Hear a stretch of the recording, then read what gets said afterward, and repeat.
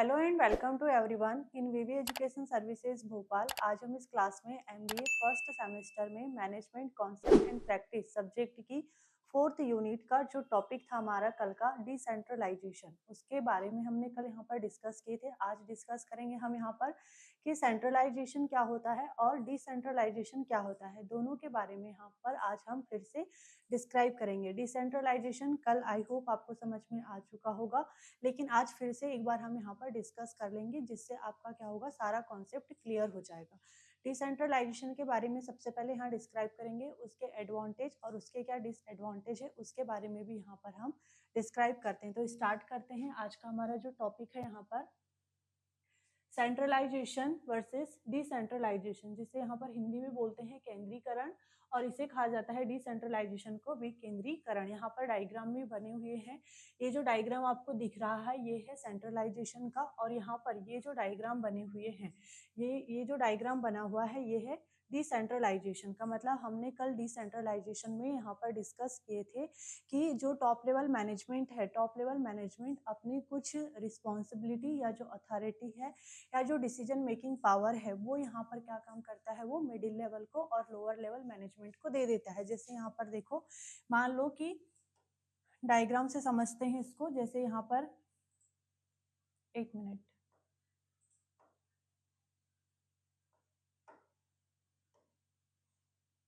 ठीक। जैसे यहाँ पर मान लेते हैं कि ये क्या है, ये यहाँ पर है टॉप लेवल मैनेजमेंट, ठीक है, जिसके पास सारी पावर थी पहले। लेकिन उसने क्या काम किया, सारे डिपार्टमेंट में यहाँ पर या उसके नीचे जो यहाँ पर मिडिल लेवल मैनेजमेंट था या लोअर लेवल मैनेजमेंट था, उसके पास में यहाँ पर उसने अपनी कुछ रिस्पॉन्सिबिलिटी और अथॉरिटी दे दिया, जिससे यहाँ पर क्या है, ये सारे डिपार्टमेंट अब अपने अपने एम्प्लॉय को या अपनी अपनी जो भी प्रॉब्लम रहती है उनको हैंडल करने का काम कर रहे हैं। ये क्या है, डिसेंट्रलाइजेशन है, जिसके बारे में हमने कल डिस्कस किए थे। और ये क्या है, सेंट्रलाइजेशन है। इसमें ये क्या है, टॉप लेवल मैनेजमेंट है। मान लो टॉप लेवल मैनेजमेंट के पास में ही सारी पावर है। यहाँ पर इसने अपनी जो रिस्पॉन्सिबिलिटी है या जो अथॉरिटी है या फिर जो डिसीजन मेकिंग पावर है, उसने यहाँ पर ये किसी को भी नहीं दिया है। जब भी अगर किसी डिपार्टमेंट को काम करवाना रहता है तो यहाँ पर टॉप लेवल मैनेजमेंट के पास में ही आना रहता है। तो ये क्या है, सेंट्रलाइजेशन है, ठीक। आगे देखते हैं, इसको हम अच्छे से डिस्क्राइब करते हैं। अभी सारी चीज़ें क्लियर हो जाएगी आप लोगों को। सबसे पहले देखेंगे हम सेंट्रलाइजेशन क्या है।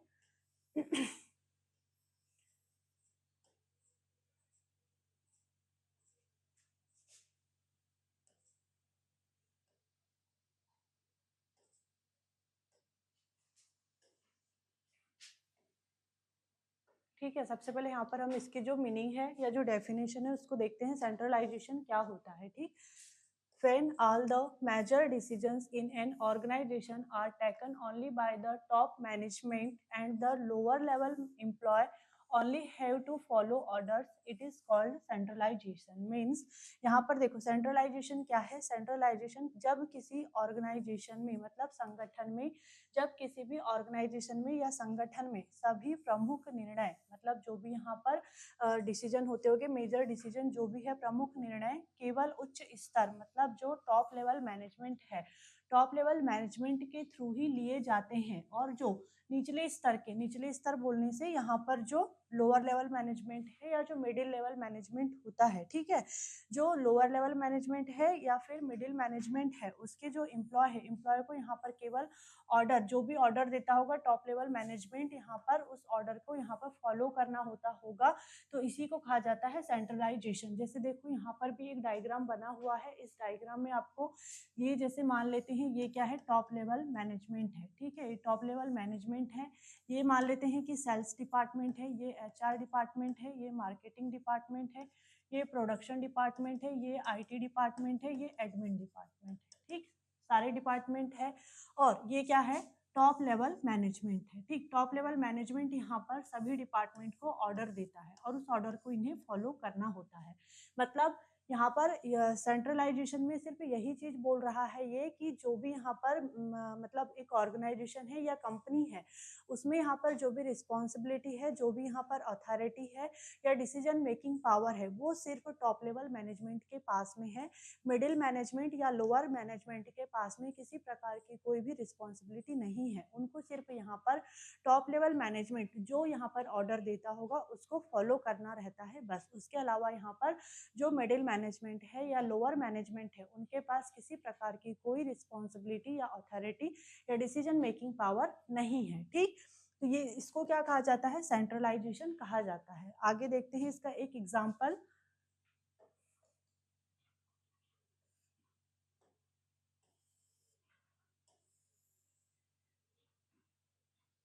देखो, अब यहाँ पर एग्जाम्पल में लिखा हुआ है सेंट्रलाइजेशन मतलब केंद्रीकरण। ऑर्गेनाइजेशन में सारे जो भी मतलब डिसीजंस होते होंगे, सभी डिसीजंस यहाँ पर क्या होता है, केवल उच्च स्तर मतलब यहाँ पर जो टॉप लेवल मैनेजमेंट है, ऑर्गेनाइजेशन में सभी डिसीजंस टॉप लेवल मैनेजमेंट के थ्रू लिए जाते हैं, तो उसे ही क्या कहा जाता है? सेंट्रलाइजेशन कहा जाता है, ठीक है। जैसे ये टॉप लेवल मैनेजमेंट है और उसके नीचे ये काम कर रहे हैं, तो यहाँ पर ये सिर्फ इन लोगों को ऑर्डर देता होगा और ये ऑर्डर को फॉलो करते होंगे। इनके पास में किसी प्रकार की कोई रिस्पॉन्सिबिलिटी या अथॉरिटी नहीं है, तो इसी को क्या कहा जाता है? इसी को कहा जाता है सेंट्रलाइजेशन, ठीक। आगे यहाँ पर एग्जाम्पल देखते हैं। सपोज दैट एक टाटा ग्रुप है, ठीक। टाटा ग्रुप है यहाँ पर, तो उसमें क्या होता है, जैसे कल भी हमने एक टाटा मोटर्स का एग्जाम्पल देखे थे, आज भी हम यहाँ पर इसी को देखेंगे क्योंकि ये बहुत बड़ी कंपनी है, इसीलिए इसी का ज़्यादातर एग्जाम्पल लिया जाता है क्योंकि इससे इजीली चीज़ें समझ में आती है, ठीक है। टाटा ग्रुप में क्या होता है, सभी इम्पोर्टेंट जो भी यहाँ पर डिसीजंस लिए जाते हैं, जैसे यहाँ पर कि कोई नया प्रोडक्ट शुरू करना है या कोई नई कार लॉन्च करना है, उसकी न्यू डिज़ाइन, उसके मतलब जो भी उसमें पेंट करना है, या फिर कहना चाहिए जो भी उसकी मार्केटिंग करना है, जो भी उसमें मतलब काम करवाना होता होगा टाटा ग्रुप में, ठीक है। या फिर जैसे मान लो कि एम्प्लॉय का रिक्रूटमेंट कराना है, ठीक, एम्प्लॉय का रिक्रूटमेंट कराना है, या जो भी अगर उनके ऑर्गेनाइजेशन में पॉलिसी होगी, उस पॉलिसी में अगर कोई चेंजेस कराना है, तो यहाँ पर क्या होता है, तो यहाँ पर जो हेड ऑफिस है, हेड ऑफिस कहाँ है? टाटा ग्रुप का मुंबई में है, कल भी हमने पढ़े थे इसको। तो यहाँ पर क्या होता है कि जो हेड ऑफिस है मुंबई में, यहाँ पर यहीं से सारे डिसीजन लिए जाते हैं, ठीक है। और कल हमने यहाँ पर देखे थे सेंट्रलाइजेशन में क्या हो रहा था कि टाटा ग्रुप ने अपने लोकल कंडीशन के अकॉर्डिंग यहाँ पर डिपार्टमेंट बना दिए थे या ऑफिस बना दिए थे, जिसमें क्या होता था कि अगर कोई प्रॉब्लम होती थी तो उस एरिया के लोग वहीं पर जाकर के उसका सॉल्यूशन निकाल लेते थे। लेकिन सेंट्रलाइजेशन में ऐसी कोई भी फैसिलिटी अवेलेबल नहीं है। यहाँ पर अगर किसी को भी कोई प्रॉब्लम होती है तो उसे यहाँ पर मुंबई हेड ऑफिस में जाकर के प्रॉब्लम का सॉल्यूशन करना पड़ेगा, ठीक। जैसे मान लो कल सेम यही एग्जांपल मैंने दी थी अपने कॉलेज का। जैसे कोई बालाघाट का स्टूडेंट है, अगर उसको कोई प्रॉब्लम क्रिएट होती है तो वो जैसे उसको कोई प्रॉब्लम क्रिएट हो रही तो उसको भोपाल आना ही पड़ेगा, कॉलेज में ही उसकी जो भी प्रॉब्लम होगी उसका सॉल्यूशन होगा। ये क्या हो गया? सेंट्रलाइजेशन हो गया। और डिसेंट्रलाइजेशन क्या था? डिसेंट्रलाइजेशन में जैसे कि कोई बालाघाट के स्टूडेंट को प्रॉब्लम हो रही है तो उसके लिए बालाघाट में या उधर कहीं कोई भी उसके जो मतलब एरिया है वहाँ आसपास में कहीं एक ऑफिस खोल दिया जाएगा। तो क्या होगा इससे, जो बच्चों को प्रॉब्लम हो रही है उस एरिया के आसपास के जो भी बच्चे होंगे हमारे कॉलेज के, तो वो वहीं पर अपनी लोकल मतलब कहना चाहिए कि लोकल एरिया में ही जाकर के अपनी प्रॉब्लम का सॉल्यूशन निकाल सकते हैं। तो वो क्या था? डिसेंट्रलाइजेशन था। और यहाँ पर क्या हुआ, यहाँ पर डायरेक्ट स्टूडेंट को कॉलेज में आना पड़ा और मतलब कहना चाहिए कि हेड ऑफिस में ही आना पड़ा और यहीं से जाकर के उसकी प्रॉब्लम का सॉल्यूशन हुआ। तो ये है सेंट्रलाइजेशन और डिसेंट्रलाइजेशन। डिसेंट्रलाइजेशन को आज हम फिर से एक बार डिस्कस करेंगे ताकि सेंट्रलाइजेशन और डिसेंट्रलाइजेशन का कॉन्सेप्ट आपका बिल्कुल क्लियर रहे, क्योंकि जब हमने पुराना क्वेश्चन पेपर उठा करके देखे तो उसमें सेंट्रलाइजेशन डायरेक्ट क्वेश्चन उठ करके आया है सेंट्रलाइजेशन के बारे में। तो ये 16 नंबर का क्वेश्चन आया था, तो 16 नंबर का क्वेश्चन आपका मतलब खराब नहीं होना चाहिए एग्जाम में, इसलिए सारे स्टूडेंट इसको अच्छे से समझने की कोशिश करना कि सेंट्रलाइजेशन क्या है और डिसेंट्रलाइजेशन क्या है, ठीक। अब देख लेते हैं हम सेंट्रलाइजेशन जो हमने कल यहाँ पर डिस्कस किए थे उसके बारे में, ताकि आपका सारा कॉन्सेप्ट क्लियर रहे, ठीक। देखो, डिसेंट्रलाइजेशन में क्या था कि यहाँ पर वही कि डिसीजन मेकिंग पावर जो होती है, डिसीजन मेकिंग पावर यहाँ पर जो टॉप लेवल मैनेजमेंट होता है वो अपने पास ही लिमिटेड नहीं रखता, मतलब अपने तक ही लिमिट नहीं रखता उसकी, उसको अपने जो मिडिल लेवल मैनेजमेंट होता है और जो लोअर लेवल मैनेजमेंट होता है उसको भी यहाँ पर कुछ रिस्पॉन्सिबिलिटी देता है, कुछ अथॉरिटी देता है और डिसीजन मेकिंग पावर देता है, तो इसे कहा जाता है डिसेंट्रलाइजेशन। ठीक, और एग्जाम्पल में भी मतलब यहाँ पर देखो लिखा हुआ है कि ऑर्गेनाइजेशन के जो ऑल लेवल मतलब सभी स्तरों पर अधिकार बांट देना, मतलब यहाँ पर जो अथॉरिटी है, जो अथॉरिटी है उसको डिस्ट्रीब्यूट कर देना, ठीक है, उसी को कहा जाता है यहाँ पर डिसेंट्रलाइजेशन। और ऐसा किस लिए किया जाता है, ताकि यहाँ पर है मतलब जो भी लेवल है, टॉप लेवल है, मिडिल लेवल है या फिर लोअर लेवल है, सभी लेवल यहाँ पर क्या कर सके, अपने डिसीजंस खुद ले सके और यहाँ पर वो अच्छे से अपना काम कर सके, इसीलिए डिसेंट्रलाइजेशन किया जाता है। ठीक, आगे देखते हैं अब।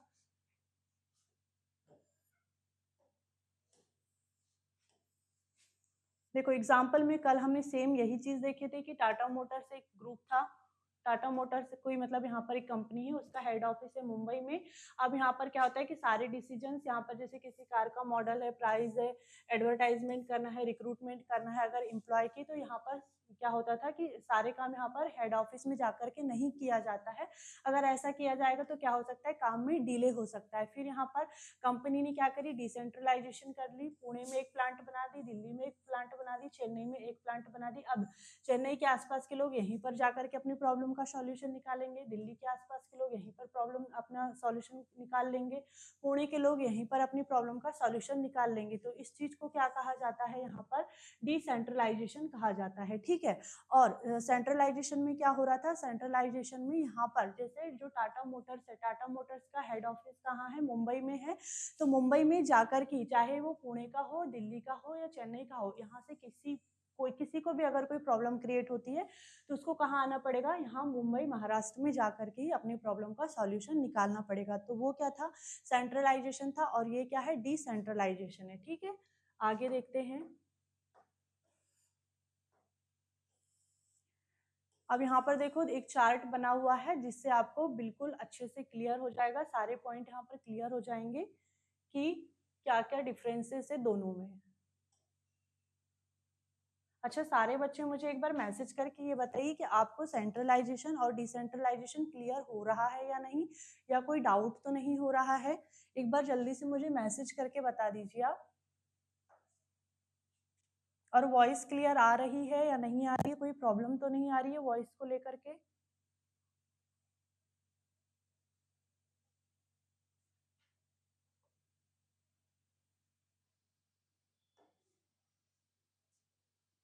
ठीक है, समझ में आ रहा है सारे बच्चों को। आगे बढ़ते हैं हम। देखो सेंट्रलाइजेशन वर्सेस डिसेंट्रलाइजेशन, मतलब अब यहाँ पर देखो कुछ पॉइंट है जिस पॉइंट के थ्रू हम यहाँ पर सेंट्रलाइजेशन को और डिसेंट्रलाइजेशन को समझेंगे, मतलब दोनों में क्या डिफरेंस है उसको क्लियर करेंगे। ठीक है, आगे देखो अब यहाँ पर मीनिंग के बेस पर हम सबसे पहले समझते हैं कि सेंट्रलाइजेशन क्या है। सेंट्रलाइजेशन में यहाँ पर जो सारे डिसीजंस होते हैं किसी भी ऑर्गेनाइजेशन के या कंपनी के, वो क्या काम करता है, यहाँ पर जो टॉप लेवल मैनेजमेंट होता है, टॉप लेवल मैनेजमेंट ही यहाँ पर सारे डिसीजंस को लेता है। और डिसेंट्रलाइजेशन में क्या हो रहा था कि डिसेंट्रलाइजेशन में जो टॉप लेवल मैनेजमेंट था, टॉप लेवल मैनेजमेंट यहाँ पर जो लोअर लेवल मैनेजमेंट होता है या मिडिल लेवल मैनेजमेंट होता है उसको यहाँ पर कुछ रिस्पॉन्सिबिलिटी दे देता है और यहाँ पर कुछ अथॉरिटी दे देता है। तो दोनों में मीनिंग के बेस पर डिफरेंसेस समझ में आ रहा है कि सेंट्रलाइजेशन में सिर्फ टॉप लेवल मैनेजमेंट ही इन्वॉल्व है और यहाँ पर सेंट्रलाइजेशन में टॉप लेवल मैनेजमेंट ने मिडिल मैनेजमेंट को और लोअर मैनेजमेंट को भी यहाँ पर इन्वॉल्व किया है। ठीक, अब यहाँ पर देखो डिसीजन मेकिंग पावर, सेंट्रलाइजेशन में डिसीजन कौन लेता है, इसमें सिर्फ टॉप मैनेजमेंट यहाँ पर डिसीजन लेता है। ठीक है, और सेंट्रलाइजेशन में कौन डिसीजन लेता है, सेंट्रलाइजेशन में यहाँ पर top level management, middle management और लोअर मैनेजमेंट सभी लोग अपने अपने स्तर पर डिसीजन ले सकते हैं। ठीक, यहाँ पर देखो कंट्रोल के बेस पर देखो यहाँ पर जो कंट्रोल है एक ही जगह केंद्रित होता है, मतलब सिर्फ टॉप लेवल मैनेजमेंट के पास में ही सारा कंट्रोल है। और यहाँ पर डिसेंट्रलाइजेशन में जो नियंत्रण है, जो कंट्रोल है, वो विभिन्न स्तरों पर बांटा हुआ रहता है। मतलब विभिन्न स्तरों बोलने से वही टॉप मैनेजमेंट, मिडिल और लोअर मैनेजमेंट। ठीक, फिर है स्पीड ऑफ डिसीजंस, मतलब यहाँ पर जो डिसीजंस की गति है कैसी होती है सेंट्रलाइजेशन में। यहाँ पर जो डिसीजन है, डिसीजन में डिले हो सकता है, डिसीजन में डिले हो सकता है। जैसे किसी कस्टमर को मान लो कि कोई इसका जो हेड ऑफिस है कहाँ, टाटा मोटर्स का जो भी हमने एग्जांपल देखे, उसका हेड ऑफिस कहाँ है, मुंबई में है, महाराष्ट्र में है। अब किसी चेन्नई के पर्सन को यहाँ पर कोई प्रॉब्लम क्रिएट हो रही है तो उसको महाराष्ट्र पहुंचते तक टाइम लग जाएगा। तो यहाँ पर देखो सेंट्रलाइजेशन में क्या हो रहा है, प्रॉब्लम क्रिएट हो रही है और यहाँ पर जो डिसीजन है वो फास्ट हो जाते हैं। कैसे फास्ट हो जाते हैं, क्योंकि डिसेंट्रलाइजेशन में हमने देखे थे कि यहाँ पर लोकल कंडीशन के या लोकल एरिया में यहाँ पर उसके डिपार्टमेंट या ऑर्गेनाइजेशन ओपन कर दिए जाते हैं, जिससे वहाँ के जो लोग हैं वहीं पर अपने ही एरिया में अपनी प्रॉब्लम का सॉल्यूशन निकाल लेते हैं। तो यहाँ पर क्या हुआ, डिसीजन जल्दी हुई है। यहाँ पर उसको देखो, जैसे यहाँ पर मुंबई आने तक उसको टाइम लगा, जिस भी कस्टमर को प्रॉब्लम क्रिएट हुई होगी तो उसको मुंबई महाराष्ट्र आते तक, चेन्नई से महाराष्ट्र आते तक प्रॉब्लम हुई होगी, टाइम भी लगा होगा। लेकिन अगर यहाँ पर मान लो कि चेन्नई में ही डिसेंट्रलाइजेशन के हिसाब से हम देखें कि अगर चेन्नई में ही डिपार्टमेंट ओपन है तो चेन्नई के पर्सन को चेन्नई में जाके ही प्रॉब्लम सॉल्व करने में ज़्यादा टाइम नहीं लगेगा। मतलब डिसेंट्रलाइजेशन में क्या हो रहा है, जो भी डिसीजन है वो जल्दी ले लिए जाते हैं और सेंट्रलाइजेशन में यहाँ पर जो डिसीजन लेने में क्या होता है, डिले होता है। ठीक, फिर अब देखते हैं पार्टिसिपेशन। पार्टिसिपेशन, अब यहाँ पर सिर्फ टॉप लेवल मैनेजमेंट है, टॉप लेवल मैनेजमेंट है तो ऑब्वियसली यहाँ पर जो एम्प्लॉय होंगे ऑर्गेनाइजेशन के, उनका यहाँ पर पार्टिसिपेशन कम होगा, भागीदारी क्या होगी उनकी, कम होगी। और डिसेंट्रलाइजेशन में जब सभी मैनेजमेंट इन्वॉल्व है टॉप से लेकर के लोअर तक, तो यहाँ पर क्या होगा, जो एम्प्लॉय है यहाँ पर एम्प्लॉय का जो पार्टिसिपेशन है वो ज्यादा होगा। ठीक, फिर फ्लेक्सिबिलिटी। अब फ्लेक्सिबिलिटी यहाँ पर जो है डिसेंट्रलाइजेशन में फ्लेक्सिबिलिटी ऑब्वियसली कम होगी, क्योंकि यहाँ पर सिर्फ टॉप लेवल मैनेजमेंट इन्वॉल्व है और डिसेंट्रलाइजेशन में सभी डिपार्टमेंट इन्वॉल्व है, तो यहाँ पर फ्लेक्सिबिलिटी मतलब जो लचीलापन है वो ज्यादा होगा। ठीक, यहाँ पर एग्जाम्पल देख लेते हैं। इसका एग्जाम्पल में है, किसी कंपनी में सारे निर्णय जो मतलब हेड ऑफिस से लिए जाते हैं, किसमें, सेंट्रलाइजेशन में। सेंट्रलाइजेशन में क्या होता है, सारे डिसीजंस यहाँ पर हेड ऑफिस से लिए जाते हैं। ठीक है, और डिसेंट्रलाइजेशन में क्या हो रहा था, डिसेंट्रलाइजेशन में यहाँ पर जो कंपनी है, कंपनी अपने, देखो कंपनी अपने यहाँ पर जो भी मतलब ब्रांच मैनेजर है, ब्रांच मैनेजर के थ्रू यहाँ पर डिसीजंस ले सकते हैं। जैसे हमने स्टार्टिंग में एक डायग्राम देखे थे, डायग्राम में हमने यहाँ पर देखो, डायग्राम में हमने यहाँ पर देखे थे सेंट्रलाइजेशन का, कि ये जैसे टॉप लेवल मैनेजमेंट है, टॉप लेवल मैनेजमेंट के बाद में ये मान लेते हैं सेल्स डिपार्टमेंट, सेल्स डिपार्टमेंट, फिर ये उसके एम्प्लॉय। फर्स्ट में ही मैंने जो एक यहाँ पर डायग्राम डिस्कस करी थी, वही डायग्राम के बारे में मैं यहाँ पर बता रही। इस तरीके का हमने यहाँ पर एक डायग्राम देखी थी स्टार्टिंग में, है ना। तो यहाँ पर क्या हो रहा है, ये सेल्स डिपार्टमेंट है, ये एचआर डिपार्टमेंट है, ये प्रोडक्शन डिपार्टमेंट है। तो यहाँ पर ये ब्रांच या ब्रांच मैनेजर कह सकते हैं। अब प्रोडक्शन डिपार्टमेंट में एक मैनेजर भी होगा, एम्प्लॉय भी होंगे। तो यहाँ पर मान लो कि प्रोडक्शन मैनेजर है, कोई प्रोडक्शन मैनेजर या जो ब्रांच मैनेजर है, ब्रांच मैनेजर को निर्णय लेने का यहाँ पर क्या है, अधिकार है, अथॉरिटी है, उसके ऊपर रिस्पॉन्सिबिलिटी है, वो डिसीजन ले सकता है, मतलब डिसीजन मेकिंग पावर भी है उसके पास में। तो ये क्या था, सेंट्रलाइजेशन वर्सेस डिसेंट्रलाइजेशन। ठीक, आगे देखते हैं अब।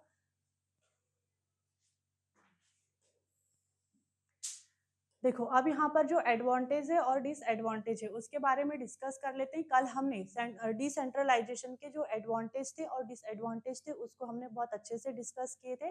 आज हम यहाँ पर देखेंगे कि सेंट्रलाइजेशन के क्या एडवांटेज हो सकते हैं और क्या डिसएडवांटेज हो सकते हैं। ठीक, स्टार्ट करते हैं हम एडवांटेज से, मतलब यहाँ पर इसके क्या लाभ हैं और इसके क्या हानि है। ठीक, देखो फर्स्ट है यहाँ पर, there is uniformity in decisions, मतलब निर्णयों में एकरूपता रहती है।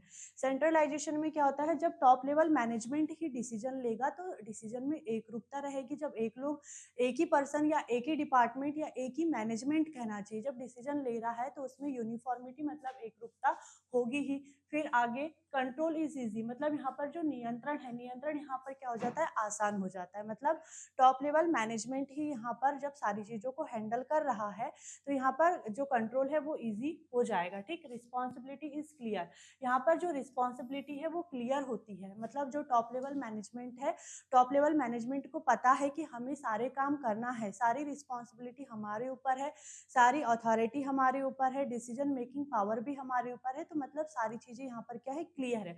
रिस्पॉन्सिबिलिटी इज क्लियर भी लिख सकते हो, authority is clear, decision making power is clear, ऐसे करके आप अपने मन से भी यहाँ पर पॉइंट बना सकते हो और इसको और भी ज्यादा पॉइंट इसमें लिख सकते हो। ठीक है, mistake can be corrected quickly, मतलब गलतियों को जल्दी सुधारा जा सकता है। अब जैसे टॉप लेवल मैनेजमेंट ही यहाँ पर डिसीजन ले रहा है तो उसको पता है कि किस चीज के लिए क्या डिसीजन लिए गए हैं, तो वो अगर मान लो कि कभी कोई बाय मिस्टेक हो सकती है तो वहां पर उसको जल्दी से वो करेक्ट भी कर सकता है, जल्दी से उसको ठीक भी कर सकता है। अगर मान लेते हैं जैसे डिसेंट्रलाइजेशन में क्या हो रहा था कि डिसेंट्रलाइजेशन में टॉप लेवल मैनेजमेंट ने अपने जो लोअर लेवल मैनेजमेंट था उसको यहाँ पर मतलब कहना चाहिए कुछ रिस्पॉन्सिबिलिटी दिया था या डिसीजन मेकिंग पावर दिया था। अगर उनसे कभी डिसीजन लेने में कोई गलती हो जाती है और वो टॉप लेवल मैनेजमेंट को नहीं बताते हैं तो यहाँ पर उस गलती को टॉप लेवल मैनेजमेंट नहीं सुधार सकता है। लेकिन यहाँ पर क्या हो रहा है कि यहाँ पर सेंट्रलाइजेशन में कि सिर्फ टॉप लेवल मैनेजमेंट ही यहाँ पर डिसीजन ले रहा है तो उसको सारी चीजें पता होती है कि कहाँ किस चीज के लिए क्या डिसीजन लिए गए हैं। तो वो यहाँ पर बाय मिस्टेक कभी होता है, कुछ गलतियां हो जाती है, कुछ एरर हो जाते हैं तो उसको जल्दी से ठीक भी कर लेता है। तो ये क्या थे, इसके एडवांटेज थे। अब देख लेते हैं हम यहाँ पर डिसएडवांटेज क्या है। There may be delay in decision making, निर्णय लेने में देरी हो सकती है। जैसे अभी मैंने आपको यहाँ पर एक चार्ट जो हमने डिस्कस किए थे उसमें बताई थी कि डिसीजन लेने में कैसे डिले हो सकता है। अगर कोई चेन्नई के कस्टमर को प्रॉब्लम हो रही है तो उसको मुंबई महाराष्ट्र हेड ऑफिस में जाने में प्रॉब्लम हो सकती है। किसी बालाघाट के स्टूडेंट को अगर प्रॉब्लम हो रही है तो उसको भोपाल आते तक कॉलेज में अपनी प्रॉब्लम का सॉल्यूशन निकालते तक प्रॉब्लम हो सकती है। मतलब ये एक एग्जाम्पल है। मतलब यहाँ पर जो डिसेंट्रलाइजेशन है उसमें क्या हो रहा है, डिसीजन लेने में या प्रॉब्लम का सॉल्यूशन करने में डिले हो रहा है। ठीक है, lower level employee have less participation, मतलब जो निचले स्तर के, मतलब जो लोअर लेवल के एम्प्लॉय है, लोअर लेवल के एम्प्लॉय निचले स्तर के कर्मचारियों की भागीदारी इसमें कम होती है। ठीक, there may be a lack of enthusiasm among the employee, मतलब कर्मचारियों में उत्साह की कमी होती है। अब यहाँ पर देखो, सारे काम जब टॉप लेवल मैनेजमेंट ही कर रहा है, यहाँ पर जो एम्प्लॉय है, एम्प्लॉय के पास में ना ही कोई रिस्पॉन्सिबिलिटी है, ना ही कोई अथॉरिटी है, ना ही कोई डिसीजन मेकिंग पावर है। तो उनको तो एक ऑर्गेनाइजेशन में यही फील होगा कि ये ऑर्गेनाइजेशन सिर्फ हमसे काम करवाता है और उसके बदले में हमें सिर्फ पैसे देता है, हमारी इस ऑर्गेनाइजेशन में कोई वैल्यू नहीं है। तो यहाँ पर हो सकता है कि उनका जो यहाँ पर उत्साह है, इंथुजियाज्म में, उसमें यहाँ पर प्रॉब्लम हो सकती है। या फिर कह सकते हैं कि उनका जो जॉब सेटिस्फेक्शन है, जैसे हमने कल डिसेंट्रलाइजेशन में पढ़े थे कि यहाँ पर जो उनका जॉब सेटिस्फेक्शन है, लीडरशिप कैपेबिलिटी है, ये सारी यहाँ पर डाउन हो सकती है। ठीक, आगे देखो, जैसे टॉप लेवल मैनेजमेंट का जो बर्डन है यहाँ पर बढ़ेगा। और डिसेंट्रलाइजेशन में कल हमने क्या पढ़े थे कि जो टॉप लेवल मैनेजमेंट है उसका बर्डन यहाँ पर कम होता है। और सेंट्रलाइजेशन में क्या हो रहा है, सेंट्रलाइजेशन में जो टॉप लेवल मैनेजमेंट है उसका बर्डन यहाँ पर बढ़ रहा है। ठीक, ये थे इसके एडवांटेज, मतलब सेंट्रलाइजेशन के एडवांटेज, और ये थे डिसएडवांटेज। ठीक, आगे देखते हैं। देखो, आज का टॉपिक हमारा यहीं पर होता है एंड।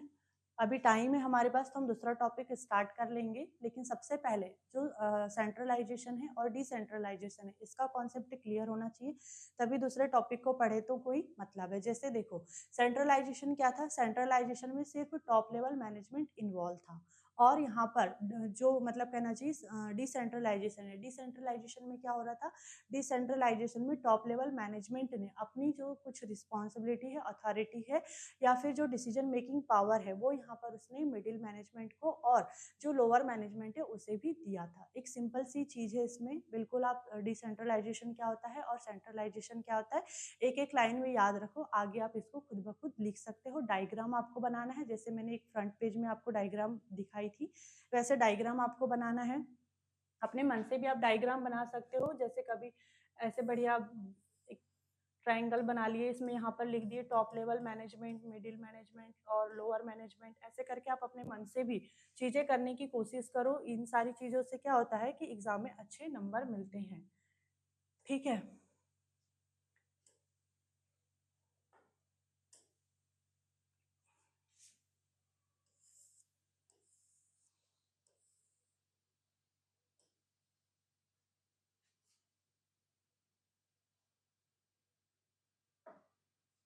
अच्छा ये टॉपिक आप लोगों को समझ में आ चुका होगा ना।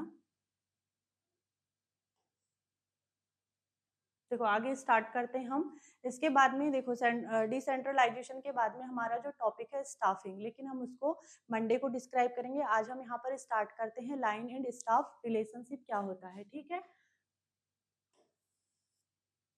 सबसे पहले हम यहाँ पर देखेंगे इसकी जो मीनिंग है, इसके बारे में डिस्कस करते हैं। देखो सबसे पहले यहाँ पर टॉपिक का नाम क्या था, लाइन एंड स्टाफ रिलेशनशिप। अब यहाँ पर ये लाइन मतलब लाइन स्टाफ क्या होता है, सॉरी लाइन अथॉरिटी क्या होती है और स्टाफ अथॉरिटी क्या होती है, इनके बीच का जो रिलेशनशिप है उसके बारे में डिस्कस करेंगे। तो देखो किसी भी ऑर्गेनाइजेशन में दो प्रकार के अधिकारी होते हैं, ऑफिसर्स होते हैं। ठीक है, दो प्रकार के अधिकारी या ऑफिसर होते हैं। कौन कौन से, एक होता है लाइन अथॉरिटी, मतलब इसको हम कहते हैं रेखा अधिकारी, और दूसरा होता है स्टाफ अथॉरिटी, मतलब यहाँ पर सहायक अधिकारी। ठीक है, अब इसको अच्छे से आप लोग समझना, तभी आपको ये चीज समझ में आएगी। सबसे पहले हम जो लाइन अथॉरिटी है, स्टाफ अथॉरिटी, उसको डिस्कस करेंगे, फिर उसके बाद में इनके रिलेशनशिप को डिस्कस करेंगे, उसके बाद में कॉन्फ्लिक्ट, सारी चीजों को यहाँ पर एक एक करके डिस्कस करेंगे। सबसे पहले देखते हैं कि लाइन अथॉरिटी और स्टाफ अथॉरिटी ये दो प्रकार के ऑफिसर्स होते हैं किसी भी ऑर्गेनाइजेशन में। इन दोनों के बीच का जो रिलेशनशिप होता है उसे कहा जाता है लाइन एंड स्टाफ रिलेशनशिप। ठीक है, आगे सबसे पहले हम यहाँ पर जो लाइन अथॉरिटी है उसके बारे में डिस्कस करेंगे, मतलब जो रेखा अधिकारी है उसके बारे में। अब देखो जो लाइन ऑफिसर है, लाइन ऑफिसर है जो, देखो लाइन ऑफिसर वे होते हैं जो मुख्य कार्य, मतलब जो मेन एक्टिविटी करते हैं। ठीक है, अच्छे से ध्यान रखना क्योंकि कंफ्यूजन होगा आगे चल के, इसलिए मैं बार बार बोल रही हूँ कि इसको अच्छे से ध्यान रखना। ये क्या काम करता है अभी यहाँ पर देखते हैं। देखो ये मेन एक्टिविटी कर रहा है कौन सी, जैसे कोई प्रोडक्शन है, सेल्स है, ये सारी जो मेन एक्टिविटी होती है इसमें ये पार्टिसिपेट करता है। कौन, लाइन अथॉरिटी। ये क्या काम करता है, ये सिर्फ यहाँ पर डिसीजन मेकिंग का काम कर रहा है और यहाँ पर इश्यूइंग ऑर्डर्स, मतलब ऑर्डर देने का काम करता है। ठीक है, मतलब यहाँ पर ये क्या काम कर रहा है, सिर्फ डिसीजन लेने का और ऑर्डर देने का काम कर रहा है। और ये क्या काम करता है, जो एम्प्लॉय है उनको डायरेक्ट यहाँ पर कंट्रोल करने का काम करता है। ठीक, एग्जाम्पल देखते हैं, जैसे कि कोई मतलब एक प्रोडक्शन डिपार्टमेंट है, प्रोडक्शन डिपार्टमेंट में यहाँ पर है एक प्रोडक्शन मैनेजर। ठीक है, अपने नीचे के जो सुपरवाइजर को आदेश देता है। कौन देता है आदेश, यहाँ पर जैसे जो लाइन अथॉरिटीज है, मतलब जो रेखा अधिकारी है, रेखा अधिकारी यहाँ पर जो अपने नीचे के सुपरवाइजर है उनको यहाँ पर क्या काम कर रहा है, ऑर्डर देता है कि जैसे आज उन्हें 500 यूनिट्स बनानी है। ठीक है, तो यहाँ पर जो प्रोडक्शन मैनेजर है वो क्या है, लाइन ऑफिसर है। क्यों है, क्योंकि ये यहाँ पर ऑर्डर दे रहा है और डिसीजन ले रहा है। ठीक, आगे देखते हैं स्टाफ अधिकारी क्या होता है।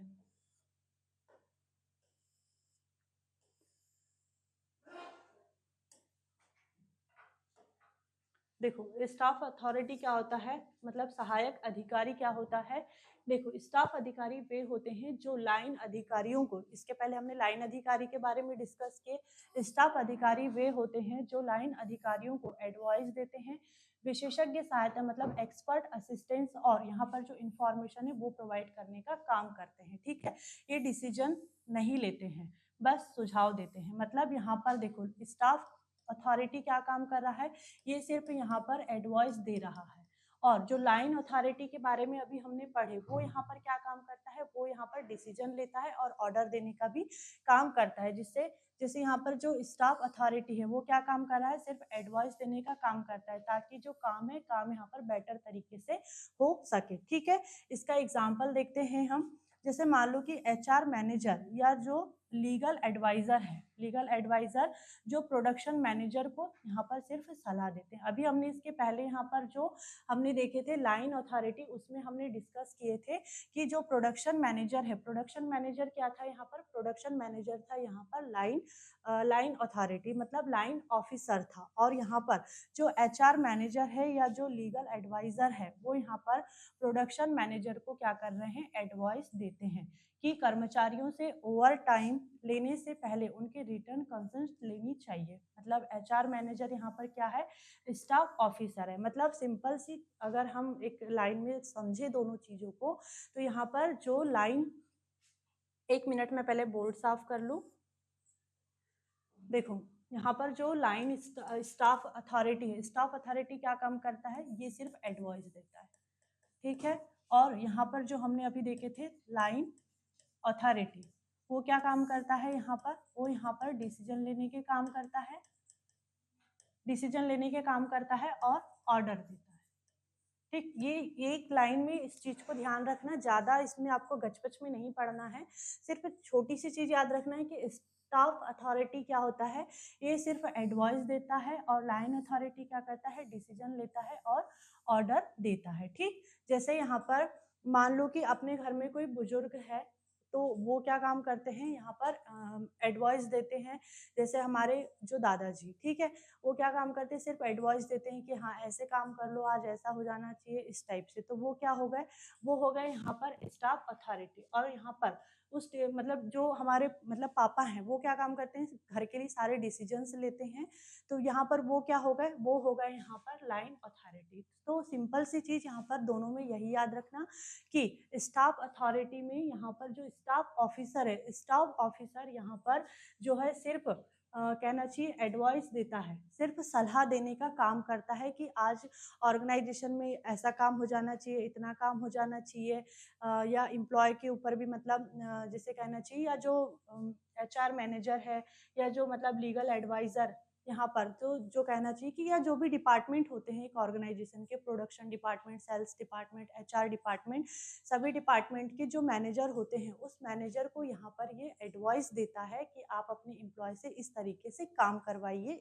तो इसे क्या कहा जा रहा है, स्टाफ अथॉरिटी। मतलब जो एडवाइस देता है वो है स्टाफ अथॉरिटी, और जो डिसीजन लेता है, जो ऑर्डर देता है अपने एम्प्लॉय को, उसे कहा जाता है लाइन अथॉरिटी, ठीक है। इसके आगे का हम कल डिस्कस करेंगे, क्योंकि पूरी क्लास खत्म नहीं हो पाएगी आज, क्लास ये बड़ी है।